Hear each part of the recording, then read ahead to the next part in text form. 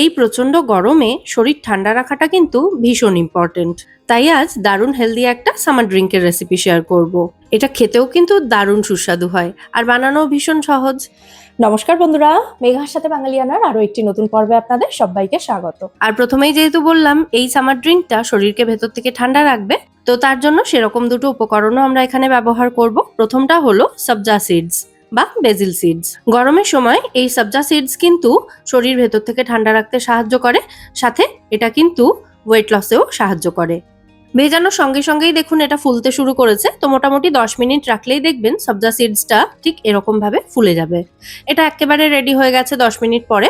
তো এর সঙ্গে আরো একটা উপকরণ ব্যবহার করব আজকে এই সামার ড্রিঙ্কটা বানাতে, সেটা হলো কতিলা বা গোন্দকাতিরা।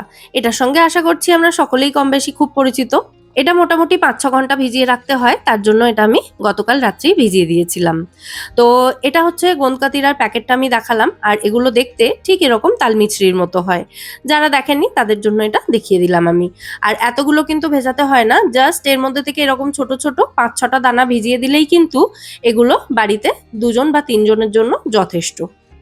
গরমের সময় আমাদের প্রত্যেকেরই সপ্তাহে অন্তত 2 থেকে 3 দিন কতিলা ভেজানো খাওয়া উচিত, কারণ এটা শরীরকে ভেতর থেকে ঠান্ডা রাখে, লুয়ের হাত থেকে বাঁচায় এবং হিটস্ট্রোক হওয়ার সম্ভাবনা কিন্তু অনেকটাই কম থাকে এতে।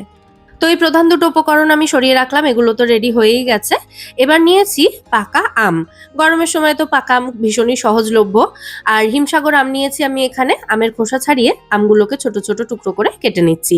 একটা আম হলেই দুজনের জন্য যথেষ্ট, কিন্তু আমি এখানে 2টো আম ছাড়িয়ে নিয়েছিলাম, তো এগুলোকে পুরোটাই কেটে নিচ্ছি, তারপর যতটা লাগবে ব্যবহার করব।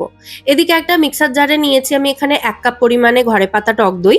ঘরে পাতা টক দই হলে তবেই ব্যবহার করবেন, কারণ কেনা টক দই বড্ড বেশি টক হয়, এটা খেতে অতটা ভালো লাগবে না। সেক্ষেত্রে ঘরে পাতা টক দই যদি না থাকে তাহলে এখানে কিন্তু লিকুইড দুধও ব্যবহার করতে পারেন।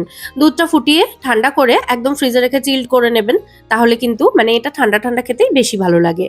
আচ্ছা, আমি যেহেতু এখানে দই ব্যবহার করেছি তাই এর মধ্যে 3 টেবিল চামচ মতো মধু অ্যাড করলাম। তবে যদি দুধ ব্যবহার করেন তাহলে মিষ্টিটা নাও দিতে পারেন, কারণ এই সময় আম তো প্রচন্ড মিষ্টি হয়, তো তাতেই কিন্তু এটাতে যথেষ্ট মিষ্টি হবে। আপনারা একটু টেস্ট করে দেখে নিতে পারেন, যদি মনে হয় প্রয়োজন আছে মিষ্টি দেওয়া তাহলে একটু মধু অ্যাড করতে পারেন। আচ্ছা, আম, দই এবং মধুটা আমি একসঙ্গে মিক্সিতে খুব ভালো করে ব্লেন্ড করে নিয়েছি একদম স্মুথ হওয়া পর্যন্ত। তারপর ফাইনালি একটা গ্লাসের মধ্যে সবজা সিডস এবং যে কতিলাটা ভিজিয়ে রেখেছিলাম সেটা অর্ধেক পরিমাণে দিয়ে দিলাম, আর এই ব্লেন্ড করে রাখা আম দইয়ের মিশ্রণটাও দিয়ে দিলাম।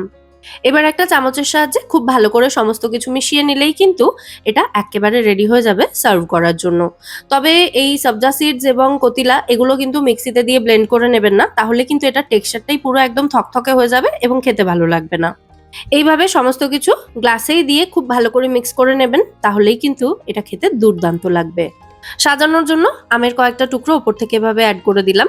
ব্যাস, আমাদের healthy and tasty mango summer drink এখানে একেবারে রেডি সার্ভ করার জন্য। এটা খেলে পেটটাও অনেকক্ষণ ভর্তি থাকবে, আর গরমের সময় এটা তো শরীর ঠান্ডা রাখবেই। রেসিপিটা কেমন লাগলো সেটা অবশ্যই আমায় কমেন্টে জানাবেন। ভালো লাগলে প্লিজ একটা লাইক এবং শেয়ার করে দেওয়ার অনুরোধ রইল। আবার দেখা হবে পরের পর্বে। সবাই সুস্থ থাকবেন, ভালো থাকবেন এবং সবাইকে খুব ভালো রাখবেন। নমস্কার।